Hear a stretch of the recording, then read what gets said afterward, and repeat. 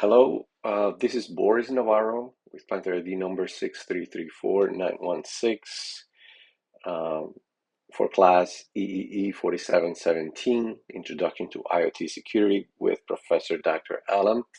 Today I'll be demonstrating Lab1, which is receiving data using Raspberry Pi, the sensor DHT22, and the protocol MQTT. Since we're not using the Raspberry Pi or any other microcontroller, um, we are going to leave the assignment up to step 5 in the instructions. So without further ado, let's get started. And now on our virtual machine, first thing we do is list directories to make sure you have all the folders there. Then change directory into desktop and create a directory called lab1-mqtt. Then we cd into it and try to install the Paho MQTT Python library.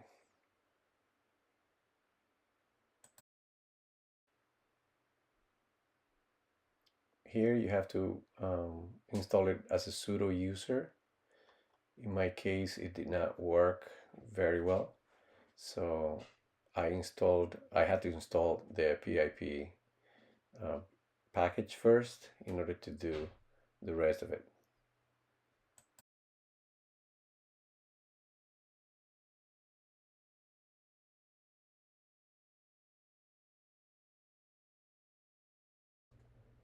All right, as you can see, I have already installed the PIP package, and now I'm ready to install the Python library we tried before. It actually didn't take a second, I would say. Now we'll proceed to install the Mosquito clients, which is Mosquito MQTT client tools. Some tools over there. These ones include like Mosquito underscore pub for publishing messages and Mosquito underscore sub for subscription to topics. Here you type yes.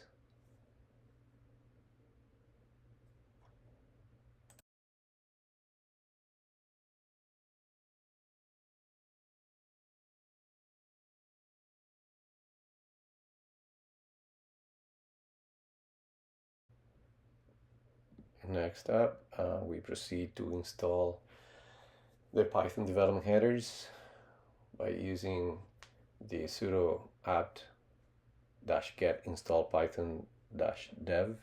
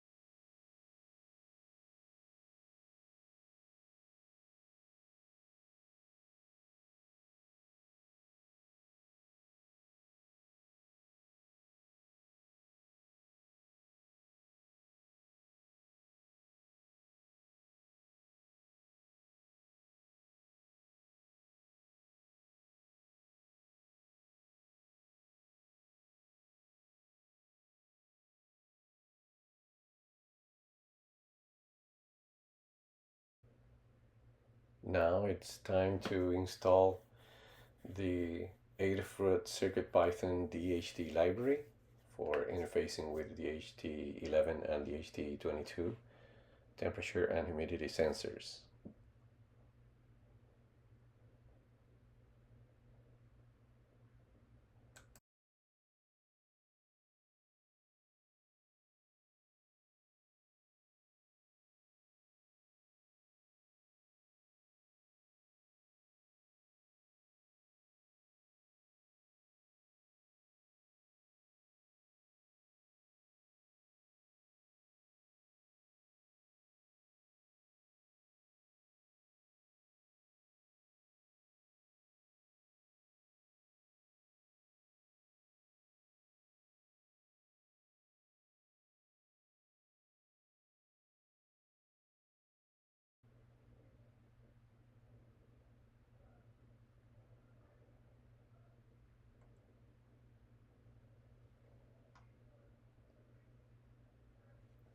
Next, we installed a library required for GPIO access on Linux-based systems.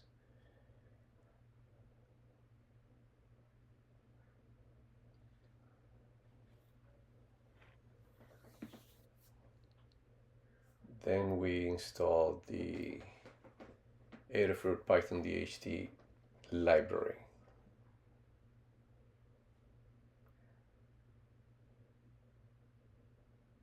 Which is an alternative library for reading data from DHT sensors.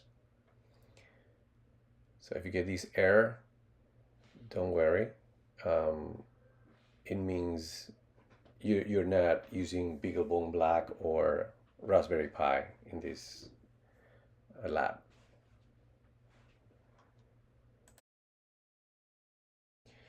Now let's install Git in order to be able to clone the DHT repository.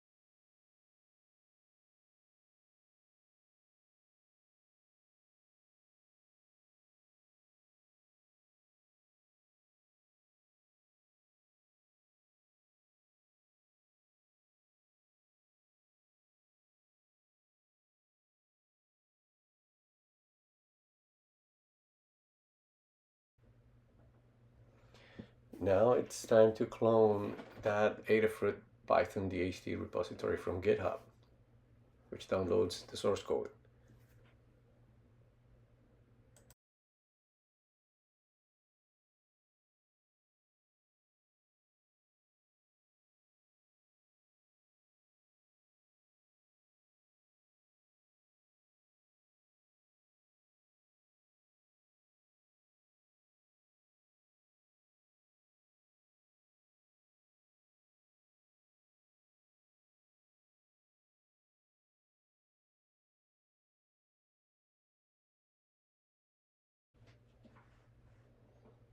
Now let's cd into the folder created when we clone the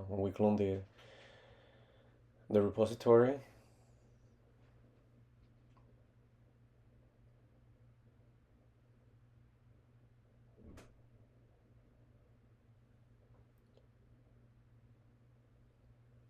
Then we try to install the Python setup.py.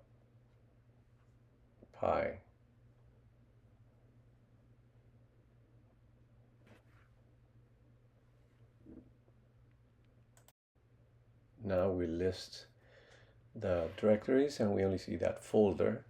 We're missing one folder. Then we go to the lab instructions and download the Python code provided.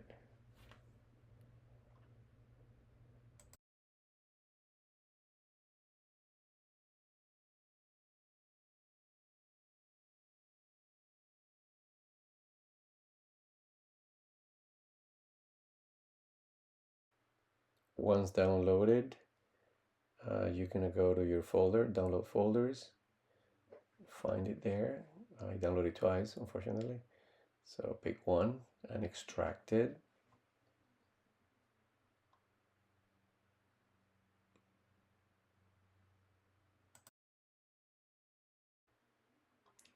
Then copy the code and paste it in the Lab1 MQTT folder.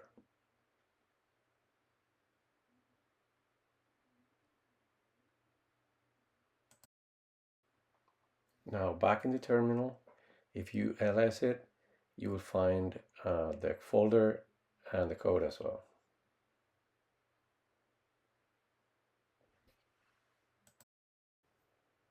Now we create a new folder as instructed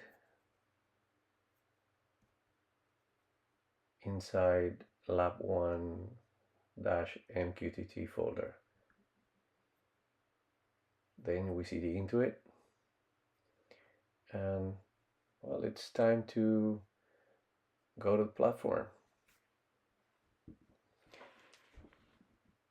On the web browser, we type https://demo.thingsboard.io/sign-up, and that's when we should be able to sign up. Once you get sign up screen, you can use either Google or your university email address and all that. I signed up using my Gmail account, and we landed on this page. We're already in, accept privacy policy.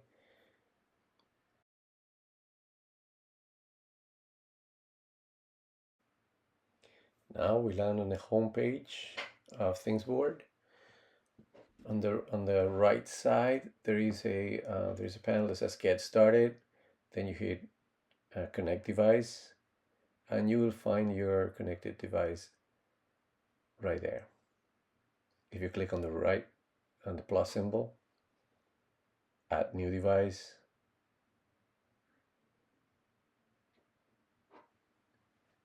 and you name it as instructed, test DHT22, and click Add.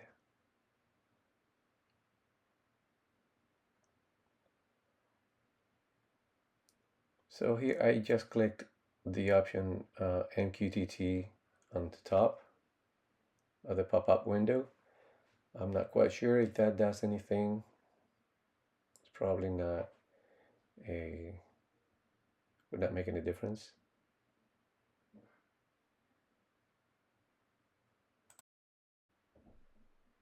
Then hit close.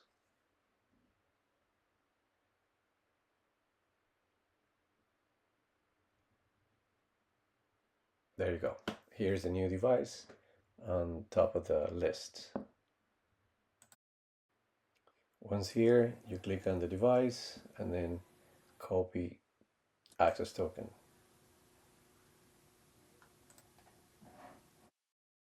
Now back in the terminal,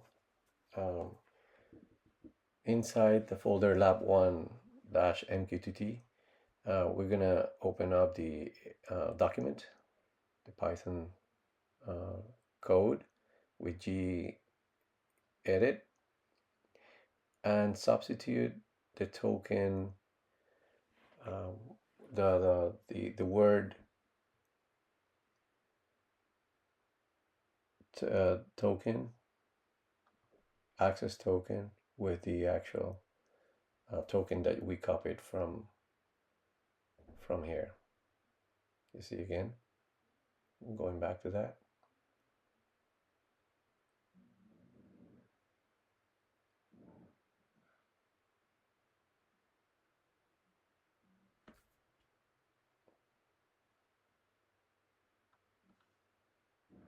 You paste it there.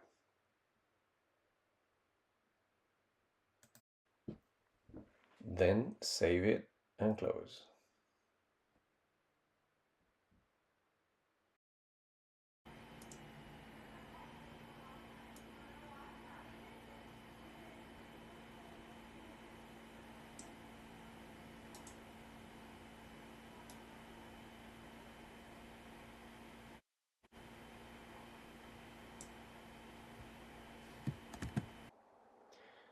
Then you copy that code, substitute the word access token for the actual token of the device.